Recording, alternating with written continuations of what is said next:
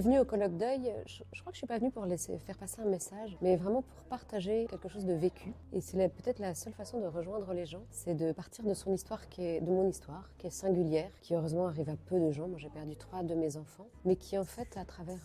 ce que ça dit de notre souffrance, ce que ça dit de ce que nous sommes en tant qu'être humain, de la force de vivre et de ce que l'on va interroger, de la survie aussi. C'est quelque chose de très universel finalement. On a chacun des parcours de vie qui vont être différents, même si parfois les épreuves sont communes, on a une façon de les vivre qui sont différentes. On a beaucoup en commun. Et c'est très rassurant, je pense, de ne pas se sentir seul dans une épreuve ou face à quelque chose que l'on ressent, de se dire c'est propre à l'être humain de réagir comme ça. D'autres ont déjà vécu des choses compliquées, d'autres ont déjà surmonté, je dirais jamais traversé parce qu'on ne traverse pas de façon évanescente. De rassurer peut-être, de retrouver cette confiance, pas forcément en la vie, bon quoique,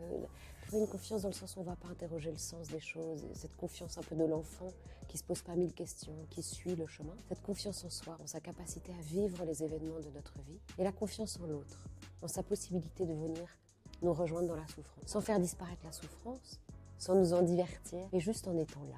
pour nous permettre d'éviter la pire des souffrances, celle qui menace toute épreuve, c'est la solitude qui engendre la souffrance. Si on retrouve cette confiance, c'est pas, tout ne s'éclaire pas comme ça, mais on se dit qu'on peut, qu'on est capable, et un pas après l'autre, on avance sur le chemin de notre vie.